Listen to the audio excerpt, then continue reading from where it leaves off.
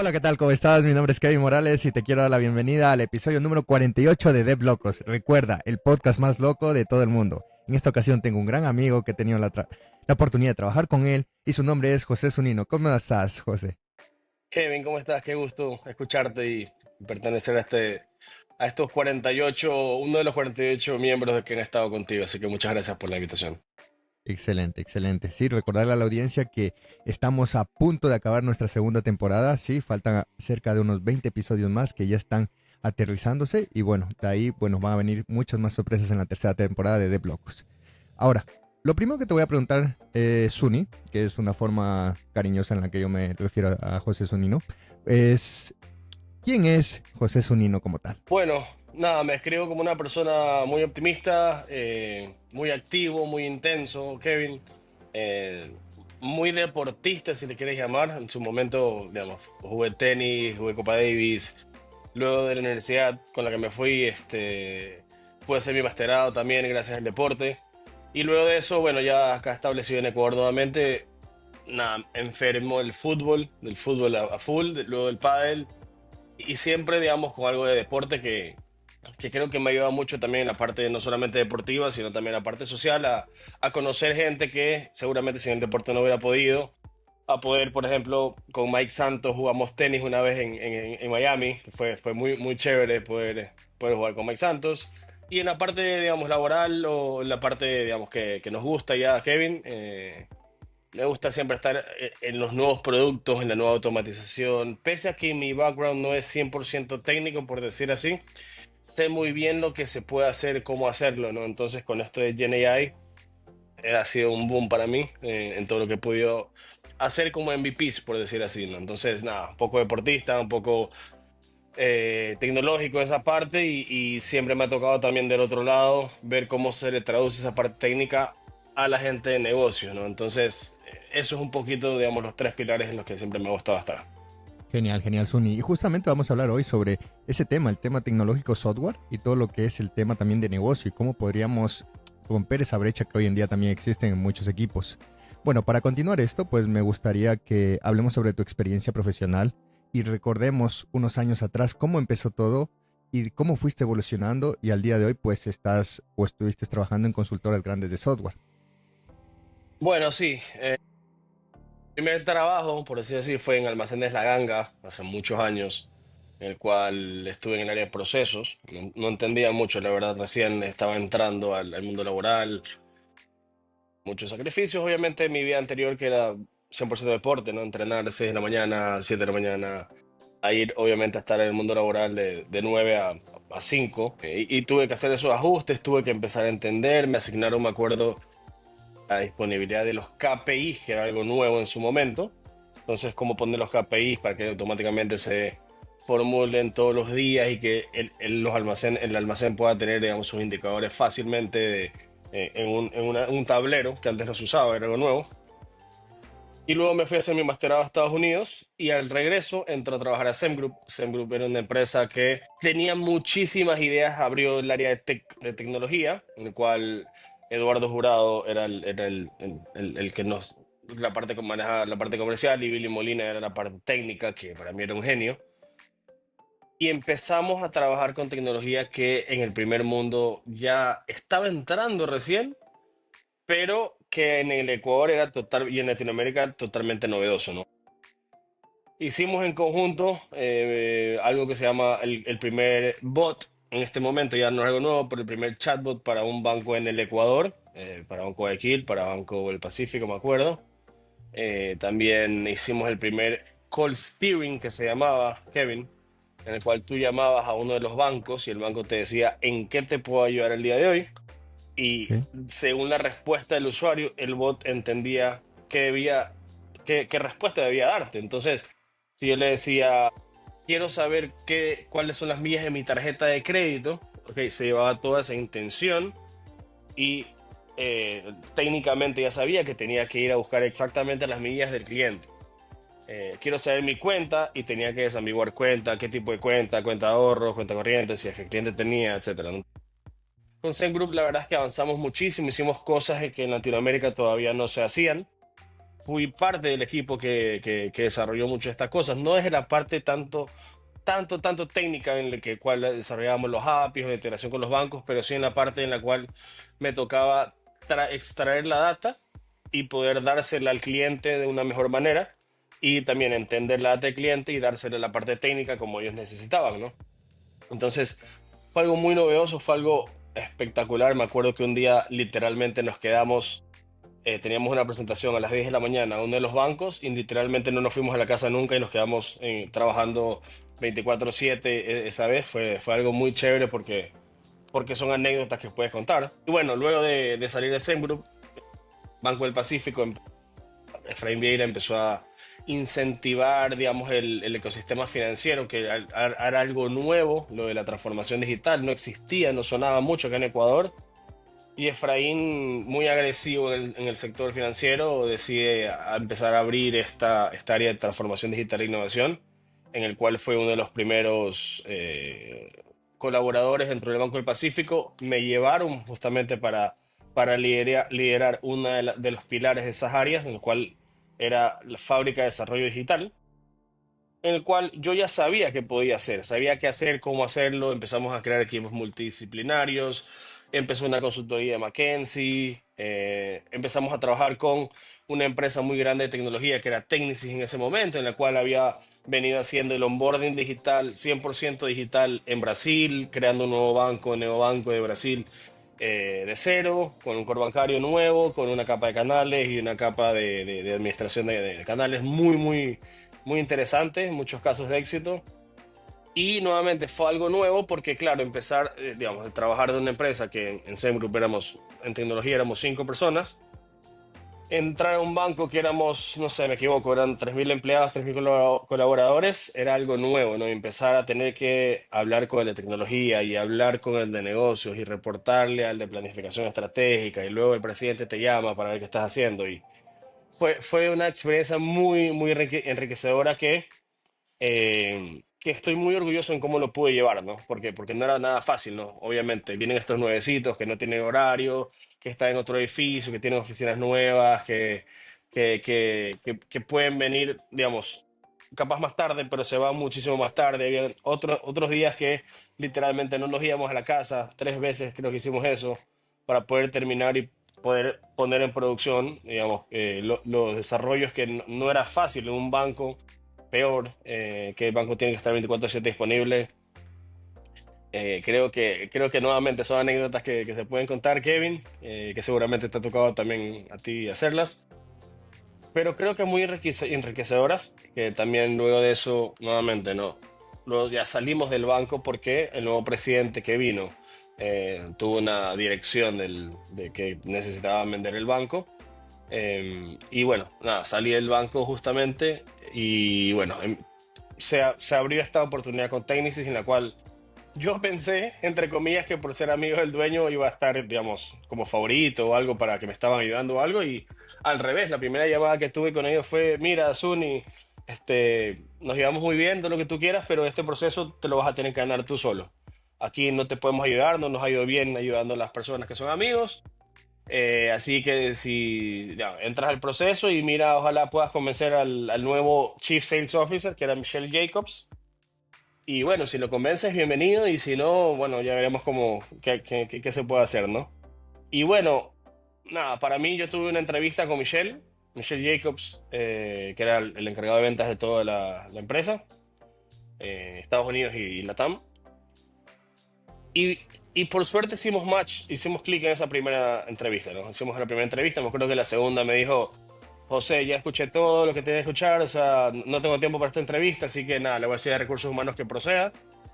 Y bueno, 2 meses después me enteré que habían más de 10 participantes Wow, en el proceso, convoca- y lo cual nuevamente para mí fue una cosa, no entendía que habían 10 participantes y que, digamos, dentro de eso había podido continuar. Que nada, nuevamente muy orgulloso por cómo entré. En el Pacífico había más de 50 personas para ese puesto.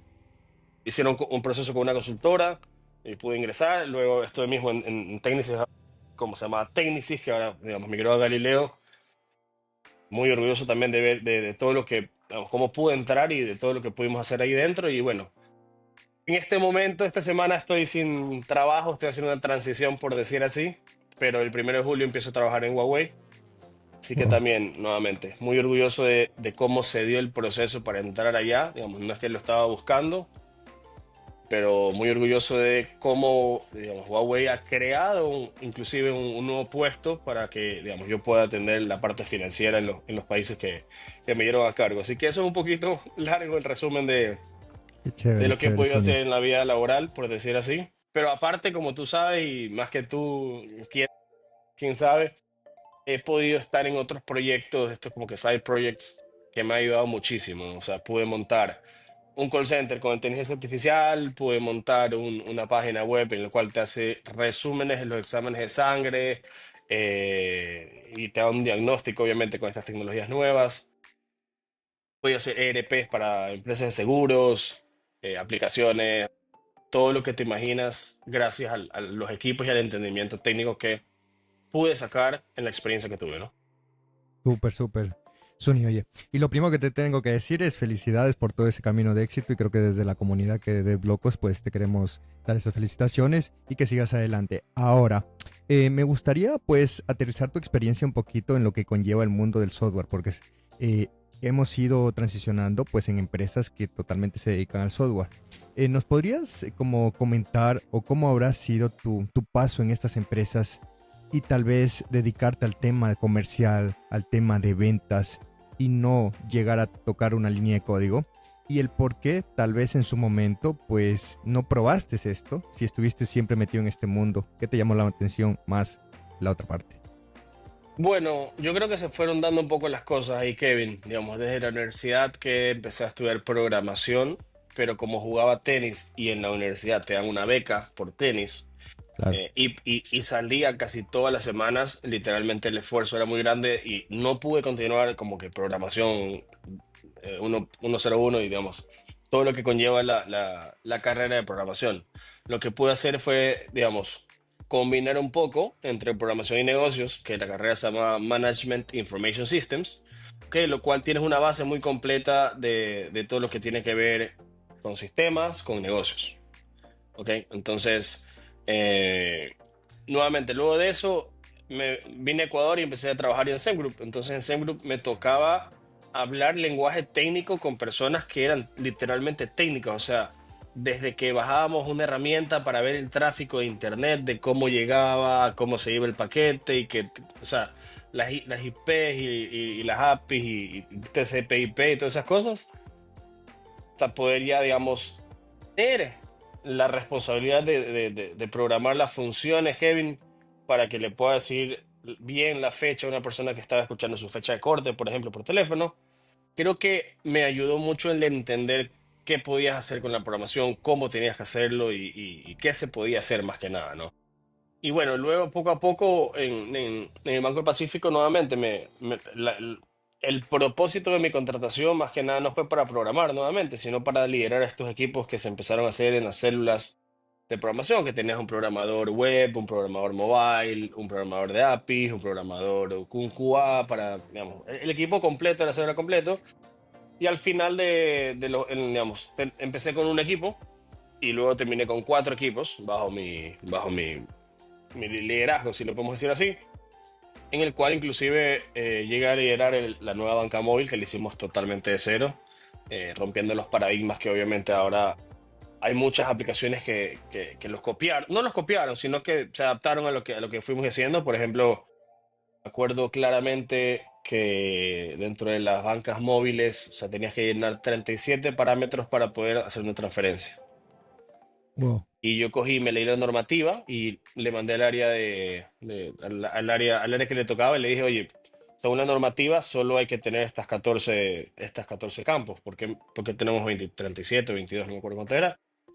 Hacer que estos 7 los ponga el usuario y estos 7 preestablecidos, porque el 85, me invento, cuenta de ahorros, el 85% de personas era cuenta de ahorros. Entonces, ¿por qué lo estoy haciendo escribir cuenta de ahorros, cuenta corriente? Ponlo preestablecido de cuenta de ahorros. ¿Ok? Digamos, esas cosas, ¿no? Entonces, digamos, no solamente pude liderar los equipos, sino también pude hacer varios cambios que nuevamente en ese momento no se veían, capaz que el día de hoy son buenas prácticas en los bancos, pero en ese momento fue algo, digamos, la sacamos del estadio, ¿no? Entonces, y bueno, nuevamente, ya salí un poquito de la programación, ya salí un poquito de la programación, empecé a manejo de equipos, empecé a poder nuevamente ir a donde los presidentes, a los directorios y decirles, oye, empieza a pensar en forma de APIs, porque alguien va a querer consumir tu API e inclusive hicimos una presentación con Andrés Vaquerizo, que fue también presidente del banco, en la cual nos uníamos con Picker, que era no un Uber de transporte, pero sí algo que te Logística. llevaba de logística de un lugar al otro. Hicimos una presentación de APIs y todo el mercado. Y bueno, y luego de eso ya salimos, ¿no? Y entré nuevamente a Technisys Galileo, que era un proveedor de plataformas de banca digital hacia los bancos, ¿no? Y entré a preventas, el rol de preventas, y en el rol de preventas, digamos, dominaba todo lo que tenía que mostrarte, la presentación, el demo, que cómo convencerte, cómo abordarte, porque ya me había tocado abordarte. Mi gerente era Luis Aguirre, que en su momento era experto de tarjeta de crédito y experto comercial, pero no tenía nada de idea de la parte técnica. Entonces me tocaba a mí ser ese traductor intermedio en el Puente. cual, en el cual yo le decía, oye Luis, vamos a utilizar, me voy a inventar, React para hacer la aplicación, porque con una sola base de código podemos hacer el deploy a las dos, a Android y a iOS o digamos cosas así. Y obviamente me tocaba explicarle bien, porque si decía, voy a cambiar de lenguaje de programación o voy a cambiar de framework, para él le daba igual. Entonces me tocó ponerme de ese otro lado en ver cómo yo comercialmente le explicaba las partes técnicas y los beneficios, ¿no? Entonces, nada, luego fui a la parte, como te digo, a la parte técnica en la cual me tocó preventas y luego se abrió una oportunidad en la parte de ventas en la cual eh, Miguel Santos confió en mí, digamos, el Chief Sales Officer, el CEO de Technisys que vendió la empresa por 1.100 millones de dólares. Y me dijo, ¿sabes qué? Mira, estos países no hemos podido penetrar mucho, así que no, mira, intentemos ver estos países, te tengo fe y vamos luchándola. Y bueno, por suerte, digamos, dentro de esa transición veníamos hablando con un banco, pues venía liderando una oportunidad con un banco y desde que fue mi rol hasta que uno de los bancos me dio el go para poder trabajar con ellos fueron 3 meses, imagínate. Entonces, es un número que normalmente no se ve en la industria, que en 3 meses andes un proceso, pero en verdad era porque venía trabajándolo, digamos, un tiempo más, ¿no? Entonces ahí ya empecé con el rol comercial, totalmente distinto, Kevin, era el rol de manejar equipos con proyectos ya casi que preestablecidos. Obviamente estos proyectos salían de nosotros, pero tenías una ruta que McKinsey inicialmente le había dado, ¿ok? Eh, y luego pasar a preventas y a ventas, a hacer un pipeline y a prospectar clientes y a buscar con quién hablas y a ir a eventos y conocerlos para luego tener una reunión. O sea, todo eso fue algo nuevo que si bien es cierto socialmente no me costaba, ya lo tuve que hacer profesionalmente, ¿no? Que es distinto, ¿no? Que yo sea amigo tuyo y te escriba que fue Kevin. ¿Sabes qué, Kevin? Agendemos una reunión en la cual va a ser un level one de la empresa, en la cual te voy a contar quiénes somos, qué hacemos, y luego, de acuerdo a eso y de acuerdo a cómo estés tu necesidad, eh, entender qué te puedo prospectar para vender, ¿no? Entonces fue un cambio muy grande que me tocó hacerlo mucho más profesional, lo hacía socialmente, como te digo, pero me tocó hacerlo mucho más profesional, utilizando CRM, utilizando herramientas de prospección, utilizando herramientas de scraping para tener los correos, o sea, todo lo que te imaginas de automatización que podía empezar a hacer, lo hicimos para poder tener la información de los potenciales clientes a quienes podíamos vender, ¿no? Entonces, fue un cambio grande, pero necesario que me ha ayudado a aprender distintos pilares de los negocios que me ha tocado. Me tocó estar proveedor pequeño, me tocó estar proveedor grande, me tocó estar en un banco en el cual tenías que comprar soluciones hacia afuera y me tocó estar en una empresa muy grande que hubo una transición de una empresa latinoamericana a una empresa que fue comprada por SoFi por 1.1 billones de dólares y que luego vivió la transición hacia Galileo también, que Galileo, digamos, era la parte del processing del procesamiento y la emisión de tarjeta de débito y crédito. eh, Cómo fue esa fusión con la parte de core bancario, plataforma de canales digitales y de chatbots que vino a complementar todo el giro de negocio que tenía Galileo, ¿no? Sí, ha sido un aprendizaje ese cambio de casi que programar o ser la voz del, digamos, ser el que conversa con el cliente a poder vender proyectos, digamos, dentro de la empresa. Qué genial, genial, Sony. Oye, y yo tengo una pregunta que me gustaría saber tu perspectiva de cómo ves el tema bancario, no solamente en Ecuador, sino que al nivel de LATAM a futuro, porque recuerdo hace no mucho, llamemos el no mucho, 10 años, recuerdo estar en Quito, porque tuve la oportunidad de estudiar allá en Quito, y hacer las transferencias, ir a un centro comercial, hacer la cola y bueno, transferir X plata a cierta cuenta. Y cómo en 10 años ha cambiado mucho para esto y hoy estamos tan acostumbrados como a hacer transferencias de la parte mobile. Entonces, ¿crees que hemos llegado ya a un punto de límite y estos son solo mejoras? ¿O hay más y LATAM en general va a ir cambiando en la zona bancaria? Porque si hablamos de la época del 2000, entonces éramos piedras como para enviar una transferencia, ¿no? Entonces, no es mucho tiempo que hemos hecho este cambio. Mira, hay mucha gente que se queja, hay mucha gente que dice, no, que Ecuador, que esto, que el otro, pero por ejemplo, si tú vas a Estados Unidos, Kevin, y ya se trata de hacer una transferencia, en algunos casos, en algunos bancos, como son tantos también, las transferencias demoran hasta 3 o 4 días, en algunos casos, ¿no? Entonces, nada, primero apreciar que aquí en el Ecuador, bien o mal, dentro de algunas redes son el mismo día, son inmediatas. Obviamente, Exacto. si sales en las redes, creo que ahí pasa digamos, lo de la interoperabilidad, digamos, yo sí estaría, me voy a inventar, yo sí estaría dispuesto a pagar, en vez de 50 centavos que te toca pagar hoy y que te llegue 3 días después, me voy a inventar, yo sí estaría dispuesto a pagar $1 porque llegue inmediato.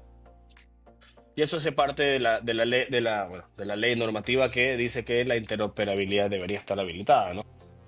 Es me va a apreciar que en muchos de los casos tienes la transferencia dentro del mismo momento, por decir así. Eh, Claro, en otros países lo que sucede, si me preguntas a mí, que a nivel de billetera digital, que es distinto, o sea, ya transferencias, como tú dices, ya transferencia es una transferencia y listo, ¿no? Pero a nivel de usabilidad de estas herramientas hacia con los comercios, ahí es donde creo que ha faltado mucha penetración de parte del Ecuador. ¿Ok? Hay una herramienta de una que lo está haciendo muy bien, porque creo que el foco que le están dando es muy, muy bueno. El foco que le están dando es que, ¿sabes qué? En vez de utilizar o buscar la herramienta que mi cliente ya tiene para hacer pagos, ¿qué importa si le doy la herramienta para hacer pagos si no tiene dónde pagar? Y es un poco lo que pasó en su momento con una herramienta espectacular que sacó el Banco del Pacífico, que era la Wallet, la BDP Wallet, pero claro, ibas a un restaurante y no podías pagar porque no estaba listo el POS para cobrar la forma que la wallet estaba lista para pagar. Y la wallet funcionaba espectacular. Pero lo que ha hecho de una, y lo que están haciendo algunas otras billeteras, por decir así, lo que hicieron en Perú, lo que hicieron en Colombia, es que habilitan al comercio a poder cobrar con esa herramienta. ¿Ok? Entonces, es una transición que primero yo te dejo a ti, Kevin, la opción o muchos lugares donde puedas cobrar con esa herramienta, seguramente con muchos beneficios, ¿ok? Que no pase por la red de una de las grandes, que puedas tener una red interna, en la cual las transferencias tienen un costo muchísimo menor que hacer un pago por tarjeta de débito o crédito. Ahí le vas ganando al mercado y lo que pasa es que acá también los fees, por decir así, el del Claro. interchange que se llama, son bastante altos. Entonces yo me acuerdo hace mucho tiempo, Kevin, fuimos a comer una pizzería y le dijimos, oye, pero ¿cómo no cobras con tarjeta de crédito? Y el tipo decía, es que no puedo porque me cobran, me voy a inventar el número, me cobran un 6%, un 5% de lo que estoy recibiendo y si le saco eso el margen a mi La utilidad, ganancia. le estoy trabajando para ellos y no estoy trabajando para mí, entonces solo voy a cobrar en efectivo. Entonces, claro, también tienes un poco el tema limitado porque somos 17 millones de personas, en otros países son 50, ¿no? En Colombia son más de 50, en Brasil son, imagínate. Entonces, claro, es mucho más sencillo, digamos, la escalabilidad que le das para el fee que le puedes bajar. Y la otra es que no sé de dónde salen esos 50 centavos. O sea, ¿cuál es el cálculo para que alguien te cobre 50 centavos? ¿No? Que no sé de dónde sale tampoco, ¿no? Entonces, nada, yo creo que nuevamente la billetera digital en todos los países que ha penetrado porque tienes dónde usarla. En el caso de Yape de Perú, a los yaperos, a los de la Hasta el tienda, taxi paga en Yape, sí. O sea, porque es tienes donde otro. cobrar. Más que pagar, tienes donde cobrar. Porque el que tiene para hacer una transferencia hoy, Kevin, te puede pagar. Puede escanear un QR, puede darte un QR. Pero si el taxista que acabas de decir no tiene cómo cobrarte, no va a servir de nada que tengas la mejor herramienta. Y ahí es donde yo creo justamente lo que me dijiste, hago, he podido hacer muy buena conexión entre lo que se puede hacer tecnológicamente y lo que te va a servir para tu herramienta de negocio. Porque claro, mañana hago una app que te puede hablar, pero si no tengo cómo monetizarla, si no le voy a dar un beneficio al que cobra o al que paga, no va a servir de nada, ¿no? Entonces, esos son, creo que esos puntos que vas atando en la experiencia que me ha servido muchísimo. No, y lo que dices es cierto. He tenido la oportunidad también de estar en Perú y también en Argentina. Y por ejemplo, Argentina creo que con Mercado Pago lidera hasta las tiendas más pequeñas. ¿Y qué solución, qué problema soluciona al momento de ir yo a una tienda y tal vez comprar algo mínimo y poderlo pagar? Que hoy en día aquí en Ecuador, pues yo he sentido que así había una transición con estas plataformas, pero siento que todavía igual falta. O sea, algunas personas no están acostumbradas y es cierto lo que tú dices. Al final, yo puedo tener la solución en mi celular, pero no tienen cómo cobrarme. Claro, en Brasil hice un viaje a Brasil y no llevé conector para el otro tipo de energía. Y fui a la tiendita de la esquina y no tenía cómo pagar. Y pagué en tarjeta de crédito, me voy a inventar, 20. 70 centavos. ¿Por qué? Porque el intercambio, el fee que se paga al emisor y al adquirente es muchísimo menor que el que pagamos en Ecuador. Y eso es algo importante para ver, porque claro, nuevamente, te quito el margen de la utilidad de 70 centavos, es nada. Sí, Entonces, tú has tenido la suerte también de estar afuera, pero creo que, por ejemplo, un mercado pago va un poco más allá. O sea, el mercado pago, aparte de permitirte cobrar por medio de sus propias herramientas, estoy seguro que al tipo de la tienda le da un crédito para que pueda utilizar sobre el mismo ecosistema, y es algo que hizo Amazon también. Entonces, claro, yo soy una persona que te va a cobrar. Gracias por darme la herramienta para cobrar. Gracias por cobrar mi menos fee que los demás. Gracias por darme un crédito. No tengo que salir de Mercado Pago para poder cubrir mis necesidades económicas para poder seguir creciendo mi tienda. Y Mercado Pago seguramente sabe que me voy a inventar en quincena o a fin de mes, me vas a venir a comprar a las tiendas mucho más porque tienes el dinero. Entonces capaz me puede dar inclusive un crédito preaprobado para ir a estoquearme mejor que los otros días, ¿no? Entonces ahí es donde entra el tema, digamos, de ecosistema, de negocio, de tecnología. Creo que Mercado Pago ha sido uno de los que ha utilizado muchísimo mejor. En nuestro país no se escucha mucho, la verdad, en Ecuador no se escucha mucho, pero en Argentina es una cosa sí, sí. Yo espectacular. me quedé sorprendido que podía pagar hasta lo mínimo, lo más pequeño en precio. Entonces era como que acá en Ecuador, que ni el taxi, que algunas veces uno puede llegar a gastar unos $2 mínimo para arriba, pues no lo puedes pagar. Entonces es un choque tal vez ahí que puede ir evolucionando aquí en el país. Eh, Vamos a seguir con el punto y ahora me gustaría hablar sobre el software y la inteligencia artificial. Y al principio del podcast pues hablaste que has tenido la oportunidad de manejar estos Gen AI y me gustaría, y estoy seguro que tal vez te han dicho esta pregunta, eh, que saber tu perspectiva acerca si la inteligencia artificial va a reemplazar a los profesionales hoy en día. Mira, no creo que reemplazar, creo que va a complementar mucho mejor en algunos huecos que existen, que el día de hoy seguramente son muy caros de cubrir con un humano y que el Gen AI puede ayudarte. Como te comentaba, esta idea de negocio que la pude hacer gracias a estas herramientas en 2 días, en el cual yo puedo obtener tu examen de sangre, Kevin, le puedo dar un diagnóstico y de acuerdo al diagnóstico empiezo a hacer flujos. Entonces, un flujo, por ejemplo, puede ser que si yo detecto un nivel que no es normal y que puede ser que me esté indicando que vas a sufrir un infarto, no sé nada médico, solo estoy, digamos, elaborando si es que se pudiera hacer, yo pudiera dar una alerta al doctor distinta a que si te haces un examen y simplemente tienes un poquito de azúcar alto. ¿Ok? Eso el doctor normalmente, si te manda a hacer un examen eh, y te dice te veo en 7 días, Kevin, capaz si detecta lo del infarto y te necesito ver mañana, es distinto a que pasen 7 días que puede hacerse más compleja la situación para recién verte ahí, ¿no? Entonces, creo que, por ejemplo, ese hueco que te acabo de contar, que le pasó a mi mamá, que le pasó a mi mamá, que como está ahorita en una etapa que está súper ansiosa, se fue a hacer un examen de sangre y el médico le dio en 8 días la cita para el diagnóstico y me decía, José, no entiendo qué tengo, dime qué tengo, todo eso. Entonces, nada, me metí de curioso a ver estas herramientas nuevas, Kevin, y pude hacer esto que te cuento. O sea, lo pude hacer yo, que no soy una persona súper técnica y que en 2 días pude tener una solución que tiene página web, que tiene base de datos, que tiene conectado al motor de OpenAI, que te da respuesta, que te envía correos y que encima te lo formatea bonito en 2 días.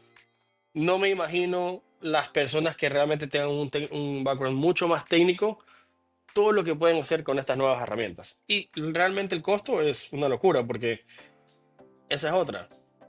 De muchos años, claro, con unos amigos invertimos alrededor de, no sé, $12,000 en una plataforma que nos gustaba mucho cómo cubríamos los casos de nutrición. Gastamos $12,000, invertimos $12,000, en verdad, botamos la plata, tratando de hacer una solución que nunca tenía product market fit, que nunca vimos si tenía product market fit y que nunca vimos si es que al final del día la gente lo quería. Con unos amigos, nos gastamos $12,000 en eso, versus me gasté $24 acá haciendo un MVP funcional mucho mejor de lo que me gasté la otra vez en 2 días, ¿no? Entonces, lo que estamos viviendo es algo brutal. O sea, no creo que ha existido algo que con el Gen AI se compare, la verdad, y cada día salen modelos nuevos. Yo no sé cómo puedes estar al día con tantas cosas que salen de Generative AI y que ya no necesitas ni siquiera entenderlo. Tienes que saber cómo usarlo. Y creo que esa es la diferencia entre lo que me ha gustado a mí en saber cómo usar esas herramientas para un flujo de negocio, para darle sentido económico, sentido de negocios, a saber solamente que me voy a inventar que uso el modelo de ChatGPT o 4 para hacer una imagen. ¿Me explico? Esa es la diferencia que... Está bien y me gusta esa perspectiva porque hoy en día yo comparto mucho contigo esas herramientas y hace un mes y un poquito más estuve la oportunidad de estar en el lanzamiento de todos los productos de Google en San Una Francisco locura. y tuve la oportunidad de ver cómo está enfocado una Big Tech en todo lo que es el AI y uno de sus productos o servicios es Faris Studio, en la que nosotros podemos crear, sí, software. Creo que por ahí tengo unos puntos que comentar, pero software como inicial en el que puede ser un MVP, no tal vez a escalar ni a hacer un próximo, una Big Tech grande, pero sí tener un MVP funcional y lo puede hacer cualquier persona con, digamos, con conocimiento previos, o sea, básicos para poder dar unas instrucciones. Entonces creo que esto se va a ir extendiendo, ¿no? Te interrumpo ahí justamente porque ahí es donde yo creo que la gente se confunde, yo me confundí y nos seguimos confundiendo, en el cual no necesitas armar la Big Tech desde el día uno. Claro. Desde el día uno necesitas entender cuál es el hueco ese que te acabo de decir que estás cubriendo para las personas y que si mañana me voy a inventar ya 100, 1000, 10,000, 15,000, 50,000, 100,000 personas lo empiezan a utilizar y entiendes que necesitas otro tipo de desarrollo, seguramente lo puedes complementar y llega el momento que lo tienes que hacer. Pero si el día de hoy nadie va a usar la herramienta que estoy dándole, no he hecho una investigación de mercado potente para entender qué es lo que quiere el mercado, y mañana lanzo la herramienta y nadie lo va a utilizar, barata, o sea, la parte barata, rápida, ¿para qué voy a escalarlo a una herramienta que me va a costar $20,000, digamos, con precios de mercado, ¿no? Entonces, ese es el punto clave, yo creo, que en estos momentos tienes la suerte de poder crear esas ideas y hacerlas realidad a un costo muy barato que puedes lanzar al mercado y empezar a probar si es que la gente lo quiere o no. Ahí es donde se complementa estas nuevas herramientas con lo que antes no podías hacer. Claro, totalmente de acuerdo, Suni.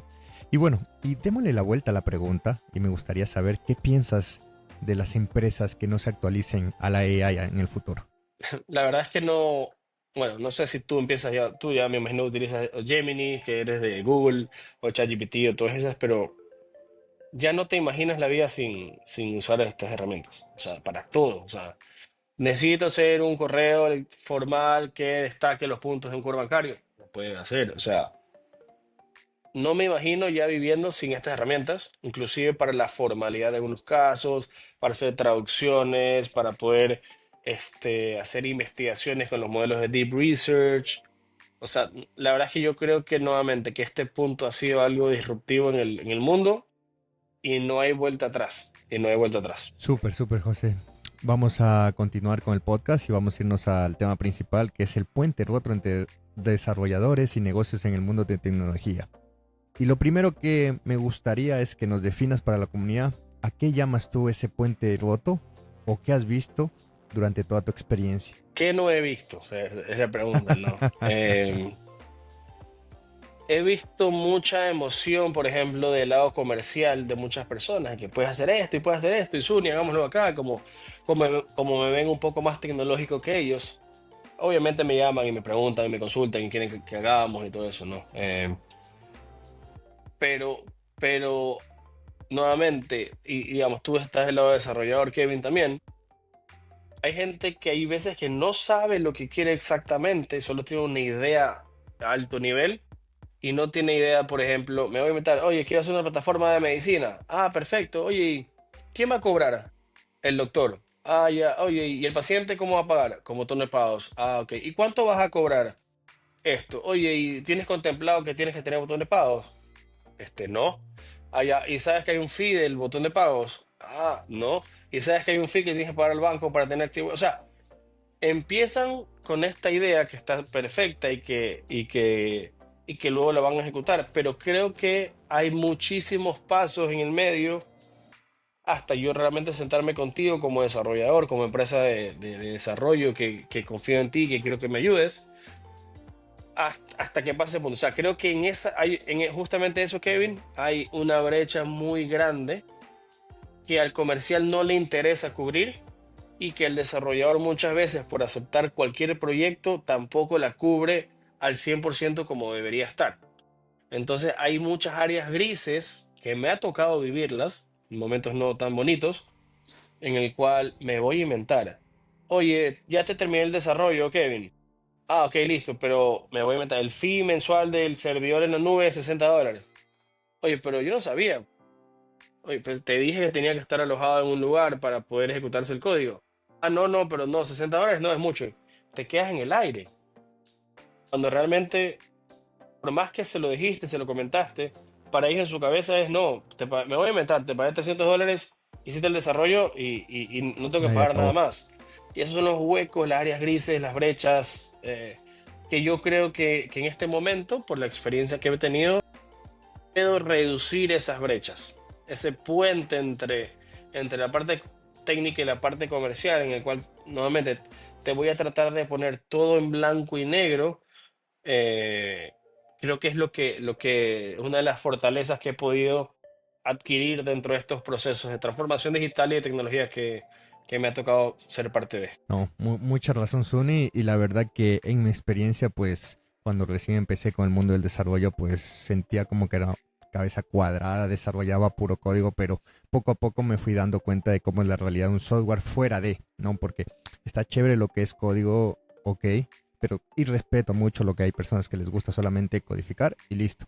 Pero post pandemia recuerdo que con unos amigos tuvimos la oportunidad de hacer aquí en la ciudad de Santo Domingo un delivery y literal, éramos el diseñador, como 5 desarrolladores, hicimos un delivery casi Menius. no, Menus todavía no Ah, ya. existía. Menus todavía no existía, se llamaba Jeepy. Hasta el punto de que era como Globo, que estaba en ese entonces fuerte antes de que lo comprara Pedidos Ya. ¿Y qué pasa?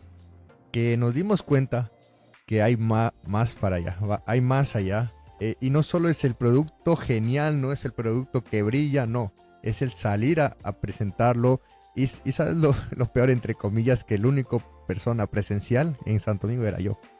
Hasta el punto que un día en la noche, pues casi me tocó a mí ir a entregar el producto. Porque asumía que aliarme con una empresa de moto ya estaba todo hecho, ¿no? Entonces, todos esos, poco a poco, esos escalones que fui subiendo, pues me ayudaron como que a pensar mejor, no solo en la idea y no solo en el código, y también en lo que se viene. Y por ejemplo, ahorita con nuestra aplicación de menús que tenemos aquí, que estamos todavía trabajando, pues yo ya estoy pensando en lo que viene después de, porque sé que confío con las personas que están trabajando, lo confío, o sea, eso no es mi problema ahorita, mi problema es cuando ya esté hecho, ahí empieza el verdadero problema. Entonces, es muy gratificante saber esto, porque al final crear un producto no es tan fácil como tengo la idea, lo hacemos, y hay otra que también he tenido la oportunidad de brindar software a medida a pequeños negocios y algunas empresas aquí en Santo Domingo, y me ha tocado como a ti ir y sentarme y explicarle, ¿sabes qué? Aparte de lo que es el costo, la inversión, pues existen costos fijos como servidores, base de datos donde alojamos, no sé, los videos que quieres, los documentos que quieres, que esto lo pagas tú y lo paga Facebook y lo paga Amazon. O sea, esto es algo que es general. Y más allá de eso, hay algo que, digamos, que siempre estamos expuestos, lamentablemente, y la gente no lo ve, y nosotros muchísimas veces no se comunica también tampoco. Es que tienes el riesgo de que el día de mañana, si tú consumes una API de una plataforma o si consumes una página web, si estás scrapeando algo, Kevin, el cual es algo nuevo, y mañana el scrapping de esa página o esa página cambia totalmente, cambia de tecnología, cambia de pasos, cambia de procesos, tu software no sirve más. Y ese es un riesgo Claro, más de lo que tiene que estar consciente el cliente de la inversión, que al final del día de mañana ya no es culpa tuya, porque de lo que tú me pediste, que era, anda a la página, trae los colores, y antes era azul y blanco, ahora vas a la página y te viene verde, ya no es culpa tuya, porque la página cambió y son factores externos al proceso de desarrollo o al desarrollo que tú le hiciste a ellos, ¿no? Entonces, eh, son muchísimos factores más creo que en la venta de software, Kevin, que deberían estar súper claros desde el día uno, que es muy complicado que estén todos, pero que deberías tratar de que si estás vendiendo software, estén lo más claro posible con las personas adecuadas con las que estés hablando. Porque pasa mucho y me ha pasado y momentos muy buenos y momentos malos también de que con amigos, o sea, con amigos porque como te digo, me llaman para hacer cosas y al final digo, oye, son 60 mensuales de aquí a un año. Oye, pero ¿cómo que 60 mensuales? Sí, pues ahí está el servidor, está la nube, está esto, está lo otro, está lo otro. Y mañana no funcionó algo porque cambiaron la otra página y al final del día obviamente te van a echar la culpa a ti. Aunque le expliques lo que expliques, te pagaron a ti un software para que funcione y ya no está funcionando. Entonces, tienes que tener ese tino de saber cómo llevar la situación también. Creo que es algo muy importante, Kevin.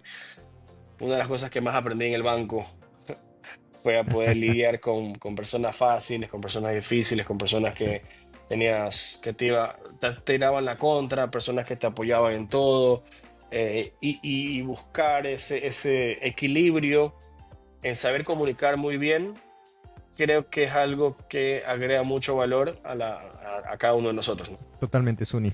Ahora, pasando al siguiente tópico, es prácticamente una pregunta que si tú crees necesario que un desarrollador de software al día de hoy, en 2025, tenga que tener nociones de ventas, de comercio, de negocio, o crees que pueden existir dos personas, uno que desarrolle y bueno, no salga de sus cuatro paredes y otra persona que quiera innovar.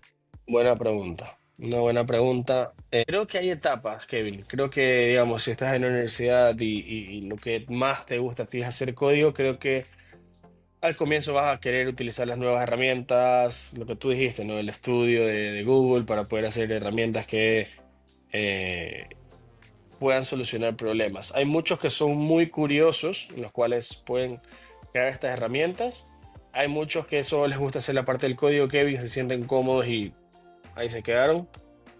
Pero creo que, y digamos, yo he podido dar clases en varias universidades, por si acaso. Entonces, di en la SPY, di en Humane, di en la UES. Ahora terminé un curso de GenAI for Business, justamente, Kevin, y realmente, nuevamente, esas personas de negocio que venían de Banco Guayaquil, de Tada, de cervecería, de finanzas, o sea, de empresas bastante importantes, les costaba, obviamente, pero no tenían las herramientas y no tenían, digamos, el conocimiento para llevar sus ideas hacia los MVPs, esto que te estoy contando. Y los MVPs, siendo MVPs con productos finales, o sea, literalmente hubo un grupo de Tada que creó bases de datos por cada uno de los perfiles. Esos perfiles, de acuerdo a cuando te enviaba un correo, cuando recibía un correo, te daba un score. Ese score te daba una promoción. Y creo que al final del día ellos van a poder vender internamente ese producto a la empresa. Y había otro que creó un producto en el cual normalmente para hacer, me voy a inventar, el branding de una de las tiendas, tienes que hacer el branding dentro de la empresa y te toma días y te toma $15,000, todo eso.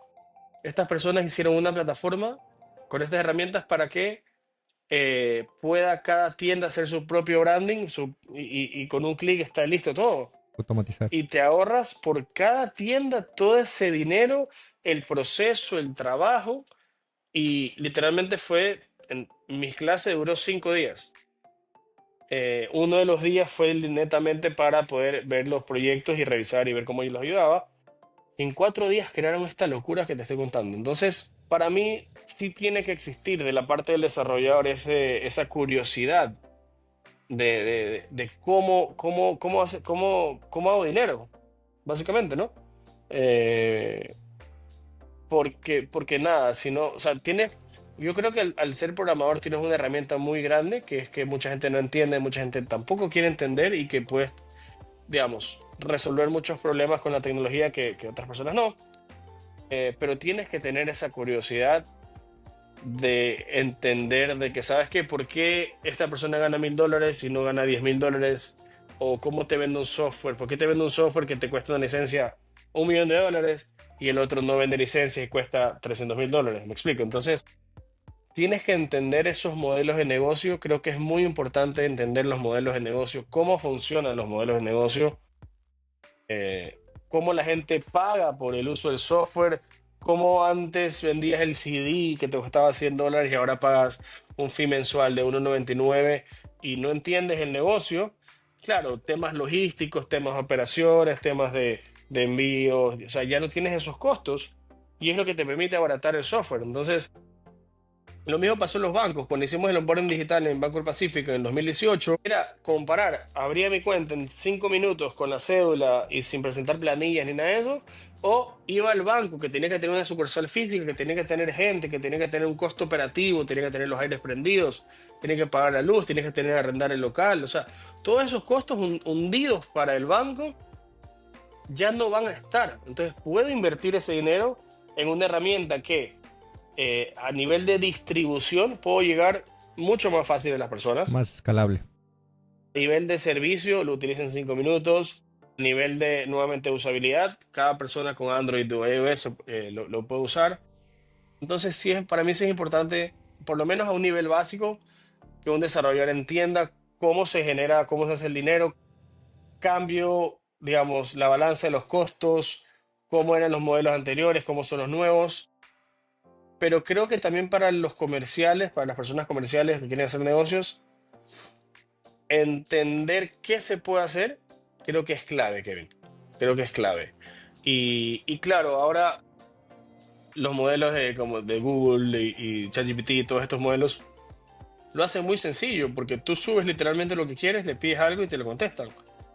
Pero ahí es donde entra la diferencia, o sea, cómo le pido bien, cómo le pido que me voy a inventar, que me lo haga un HTML para que esté bonito dentro de un correo, cómo hago que le pueda agregar mi logo dentro de la parte derecha y que esté, digamos, con un buen modelo, que me hable bien, que me hable Claro. de acuerdo, que me compare contra las mismas edades en otros países. O sea, todo ese tema de la lógica, que cómo te tiene que contestar el prompt.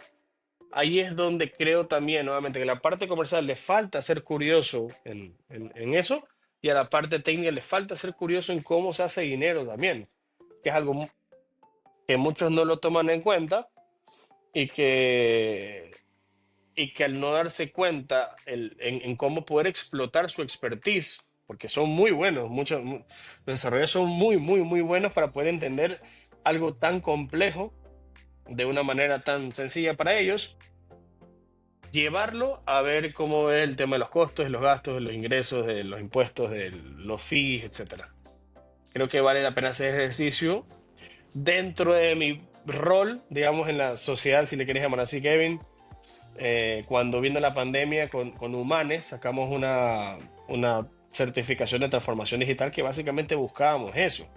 Buscábamos ayudar a estas personas que capaz no tenían idea de transformación digital, que fue en su momento, en la pandemia, ayudarlos a que empiecen a entender estos modelos de negocio digitales, porque estábamos encerrados todos. Y realmente fue algo que hicimos con Humane para un factor social. No es que lo hicimos para generar dinero ni nada. Lo hicimos como un factor social, como para ayudar a la gente que también entienda qué se puede hacer a nivel de transformación digital.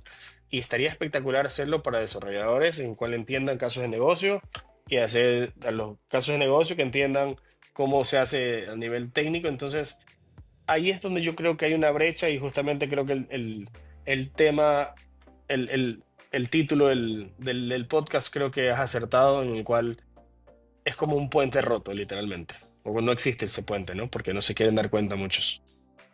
Genial, genial, Suni. Oye, y de verdad que muy agradecido por compartir todo esto y para todos los desarrolladores, porque DevLocos en su mayoría, pues ven desarrolladores de software o personas que están iniciando, pues es un buen punto como para poder ver en el futuro lo que uno va a hacer, ¿no? Y tal vez no solo codificar y también salir de esa zona de confort.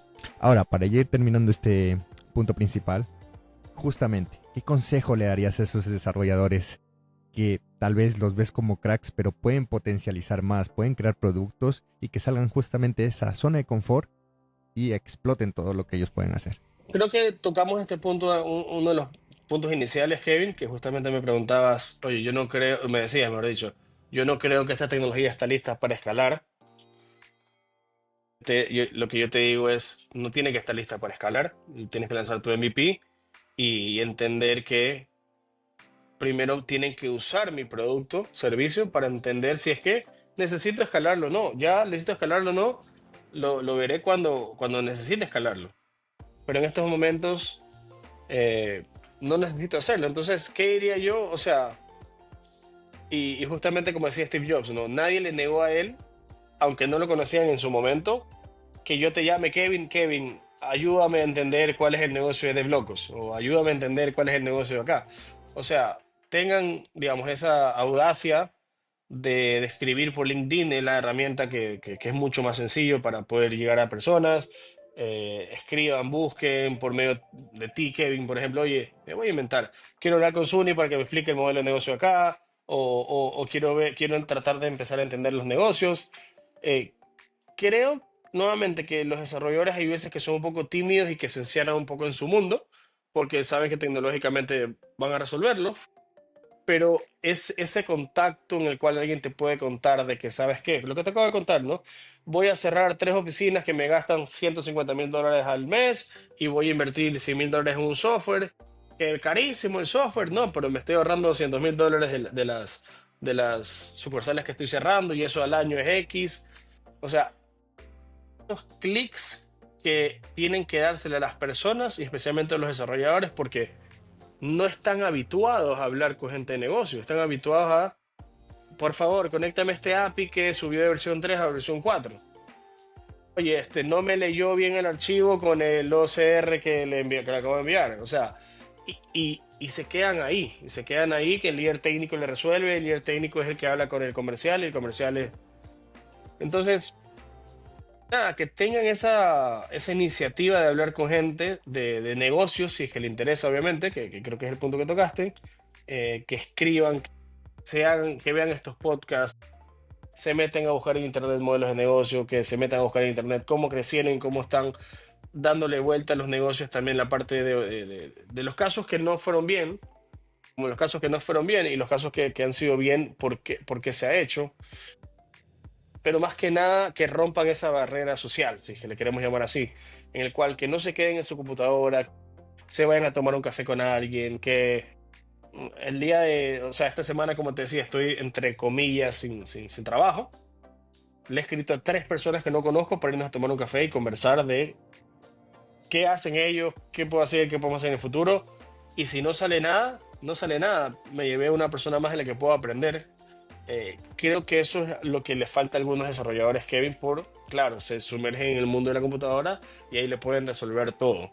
Entonces, nada, no tener miedo, hablar con las personas que crean que les va a ayudar, que les va a servir, reducir muchísimo el ruido de todas estas redes sociales que obviamente es muy sencillo, ver Twitter, ver Instagram, digamos, todo te consume, te consume, te consume. Cuando ves tienes 6 horas vistas en el día de estas redes que muchas muchas no te aportan, y más me aportaría un café contigo, Kevin, por ejemplo, para que me cuentes de menús y ver cómo has crecido y cómo vas a crecer y si tengo un nexo, cómo puedo ayudarte con un inversor o si soy parte del proyecto. O sea, esa conexión en el cual dejo la computadora, dejo la parte, digamos, virtual y también empiezo a aprender con personas que creo que me pueden enseñar algo, creo que es muy importante hacerlo. Y una vez que lo haces una vez, te sientes súper cómodo. Chévere, chévere, Suni. Oye, muchísimas gracias por darnos todo este conocimiento y bueno, creo que va a servir mucho, mucho para la comunidad de Devblocks. Ahora, vamos a pasar a la siguiente pregunta, que es una pregunta que vengo haciéndola a todos los invitados de la segunda temporada de Devblocks, de estos increíbles episodios, y es, ¿qué le dirías al José Zunino de hace 10 años atrás? ¿Qué le diría al José Zurino? Bueno, primero que nada, creo que creer un poco más en mí, o sea, creer en mí, en el cual siempre que hablo con mi padre me dice, oye, le digo, papi, no sabes, te voy a inventar. Ahora estamos usando la nube para esto. Oye, pero tú hace 15 años hiciste la tesis en tu universidad sobre eso. Sí, sí, sí. Oye, papi, no sabes, ahora estoy usando, me voy a inventar el nombre. Estoy usando ahora Super Easy para el supermercado. Oye, pero tú me dijiste hace 8 años y no lo pudiste hacer. O sea, nunca pude ejecutar esas ideas por más que tenía en la cabeza. Capaz lo que hice fue hablar con personas que no eran las correctas, Kevin, y nunca proyecté esa idea o la pude ejecutar porque pensé que esas eran las personas adecuadas para decidir si un proyecto podía ser exitoso o no. O sea, tener esa autoconfianza de que si yo entendía que había esa necesidad, no quedarme capaz en una sola persona a la que le preguntaba, sino ir a buscar más personas de que si yo había encontrado ese hueco, que de 10 personas, sabes que si 6 me dicen que sí, lo voy a tratar de hacer. Eso es una de las cosas que me diría. Pasa con esto, con esta parte tecnológica, y como te digo, mi papá, porque mi papá obviamente es el que conoce todo lo que he venido haciendo, digamos, toda la vida. Entonces él es el que me dice, oye, pero si tú me contaste eso hace 10 años, tú me contaste esto hace 8 años. Entonces, creo que creer un poco más en mí en ese sentido, Kevin, o tener mejores herramientas para decidir si es que voy a hacer algo o no, si es que vale la pena intentar algo o no, o si voy a aventurarme a hacer algo o no. Segundo, obviamente, y esto, nada, eh, dentro de esas creencias y creer en mí mismo, entender el por qué lo voy a hacer o no, está el de invertir en Bitcoin, obviamente. Eso es algo que tiene mucho sentido ahora y que ves todo lo que está pasando y que ves que el gobierno de Estados Unidos está comprando como loco y que acaban de aprobar los mortgages contra las criptomonedas y los bitcoins y que... Pero, o sea, hace 10 años nuevamente con mi padre tuvimos la oportunidad de invertir y no lo hicimos, obviamente, ¿no? Eh, pero no entendía el por qué. O sea, ahora invierto y me gusta invertir y no porque realmente es que la criptomoneda, que la pirámide, que esto, que eso es lo que mis amigos me dicen, sino porque realmente entiendo el por qué. La historia detrás del poder adquisitivo y la historia detrás del dinero y la historia de eso, creo que es una de las cosas que le diría a mi yo de hace 10 años, ¿verdad? Que pudiera hacer que, nuevamente, siga hablando con más personas que creo que me van a aportar.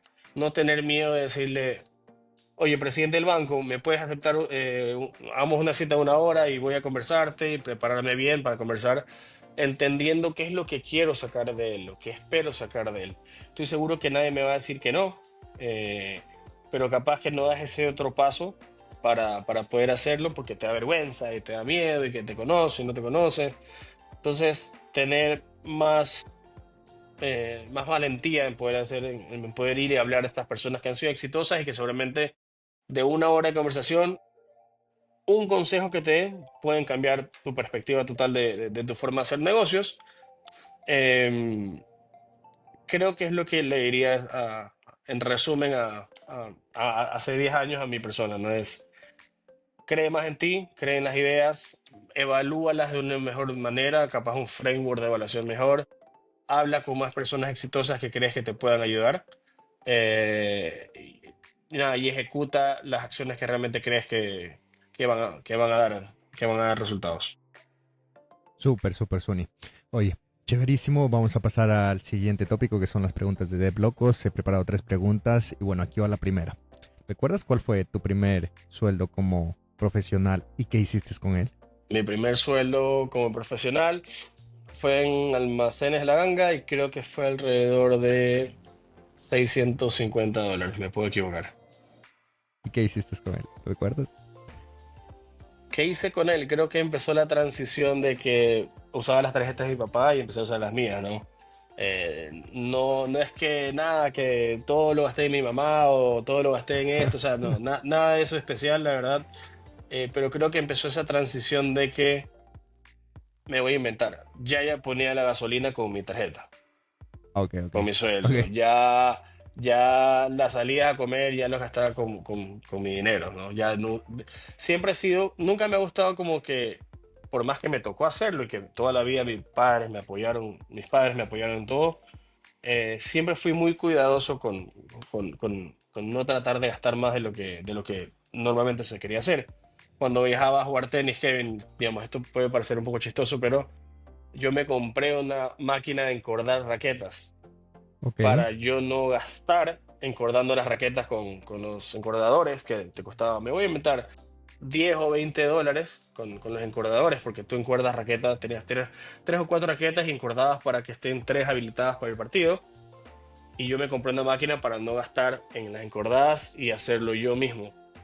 Y inclusive me llevaba raquetas a unas personas y se las encordaba, ¿no? Entonces, siempre he sido como que cuidadoso en eso. Entonces, nada, empecé esa transición de que todo lo gastaba mi padre, mis padres, a empezar ya a ser responsable de mis gastos, por así decirlo. Súper, súper. Chévere, chévere, José. Vamos con la siguiente. ¿Alguna vez has implementado una estrategia comercial o tecnológica que te has arrepentido o has cometido algún error como que has dicho, no, por aquí no es? Me ha pasado, eh, creo que todo va de acuerdo al contexto. ¿Por qué? Porque, por Ok. ejemplo, con unos amigos implementamos obviamente un sistema que se conectaba con APIs al sistema anterior que ellos tenían, pero el sistema anterior que ellos tenían era local, lo tenían en la oficina y cuando se iba de luz se desconectaba. Entonces mi sistema dejaba de funcionar porque no podía llegar a la información de ellos. Entonces, claro, mi amigo me llamaba, oye, puta, no sirve lo tuyo. Oye, no es que no sirve, pero si no tienes luz en la oficina y no tengo información, ¿cómo me voy a conectar? Entonces, nada, nuevamente, no creo que fue un contexto en el cual había muchas limitaciones, por más que el área comercial quería hacer mucho, había muchas limitaciones que al final se entendió bien lo que digamos, podíamos hacer y que no. Eh, no sé si me arrepiento digamos, de esa vez de lo que hicimos, porque llevó a la empresa a tener claro que tiene que invertir hacia otras tecnologías para poder estar donde está. Ha crecido muchísimo esa empresa. Pero claro, en ese momento capaz fue meternos en un problema que no hubiera sido un problema si no me metía. Claro. Ok, entonces capaz hay veces que mejor no hacer algunas cosas. Y he aprendido mucho y hay mucha gente, digamos, que me manda proyectos y me manda, oye, mira este proyecto. Hay veces que por no meterme en problemas, porque sé que me voy a inventar, que el presupuesto es de $1.500, me estoy inventando, y yo sé que me va a tomar 3 meses, digo, muchísimas gracias, pero no, no, no. Creo que hay veces que aprender a decir que no es más importante que hacer algo mal. Y eso, nada, después de pandemia o en pandemia, Kevin, fue que para mí personalmente dije, voy a hacer todo lo que pueda, todo, todo, todo, literalmente. Tú me veías aquí en pandemia en la computadora hasta las 11 de la noche, buscando nuevas soluciones para darle a clientes, haciendo el curso con Humane, viendo qué otros negocios me daban, pero luego de eso llegó un momento que aprendí ya a decir que no. Entonces creo que es muy importante saber decir que no por todo lo que involucra un proyecto. Puedes perder la amistad, eh, puedes quedar mal, puedes muchas cosas que están fuera de tu control por decirle que sí a alguien que por más que quieras, creo que lo más importante es saber decir que no. Y si no vas a hacer un buen trabajo, no lo hagas. Súper, súper, Suni. Y vamos con la última, pues, ¿qué es lo más raro o inesperado que te ha dicho o te ha pasado con un cliente en una demo o presentación? Bueno, que no me ha pasado. Ahora tengo dos internets en la casa, pero en el momento que tenía uno, obviamente estaba con el cliente y no sirvió la computadora, se me reinició por los updates de estos y al final lo tuve que presentar del celular, los slides que estaba hablando y la persona espera un ratito, me vio el chat. O sea, fue totalmente un desastre, pero realmente, o sea, ya era chistoso de lo mal que me estaba yendo porque salía de mi alcance no estar preparado. Ya tenía dos internets ahora, pero por lo menos ahora cuando iba a hacer las presentaciones, Kevin igual tenía la computadora lista y el iPad por si acaso pasaba nuevamente esto, ¿no? Fue muy mala experiencia que me llevó a estar preparado de mejor manera para las siguientes experiencias que ya no me volvió a pasar por suerte, pero no fue nada bonito. Y otra, sí, te puedo decir, es que más que con un cliente fue la salida del Banco del Pacífico, ¿no? Que entró un nuevo presidente, no le pudimos presentar nada, nunca llegamos a hablar con él, nunca le pudimos mostrar los resultados de transformación digital que habíamos hecho. Me voy a inventar los números, no me acuerdo. En 48 años tenían 2 millones de clientes, con el onboarding digital nuevo y con los procesos que habíamos hecho, pudimos lograr más de 700.000 clientes nuevos en menos de 2 años, lo cual es el 50%, y lo he hecho en 48 años, en año y medio, imagínate. Y de un día para otro fue, ¿saben qué? Muchas gracias, hasta el día de hoy trabajaron. Fue un viernes así de la nada y la verdad es que nos tomó por sorpresa. Venía pasando en otras áreas, pero nosotros dijimos, ¿sabes qué? Por lo menos le vamos a poder presentar al presidente qué es lo que hemos venido haciendo. Nada, absolutamente nada. De un día al otro, Wow. muchas gracias, chao, hasta el día de hoy trabajan, desconectaron toda la estructura de innovación digital y de transformación. eh, y fue muy inesperado. Fue un shock no previsto porque no estás esperando que te sacan de los trabajos, ¿no? Entonces, eh, nada, eso de un día para otro me marcó también un poco algo raro. Pero bueno. Genial, genial, Suni. Bueno, vamos ya finiquitando lo que es el tema del podcast y por último agradecerte de verdad por haber estado en el episodio número 48 de esta segunda temporada de Dev Locos. Gracias por todo tu aporte y último que quiero pedirte son tus redes sociales o dónde te podemos contactar. Bueno, LinkedIn, estoy ahí activo, José Zunino. Esta semana, hasta el 1 de julio que entro a nuevo trabajo, voy a estar así, haciendo unos podcasts de Bitcoin y unos temas de Bitcoin que me interesan, cómo se han hecho dentro de Estados Unidos y las estrategias comerciales para que sus empresas valgan más. Voy a estar haciendo unas simulaciones como si los bancos de Ecuador y el Banco Central hubiera comprado también Bitcoin en su momento, en los últimos 5 años, ¿no? Pero por LinkedIn me encuentran fácilmente José Zunino y ahí me encuentran y me escriben y lo que sea me agregan, siempre abierto para poder ayudarlos en lo que necesiten. Excelente, Suni. Bueno, reitero el agradecimiento por haber estado en el episodio número 48 y para la audiencia nos vemos en el próximo capítulo. Bye bye. Muchas gracias.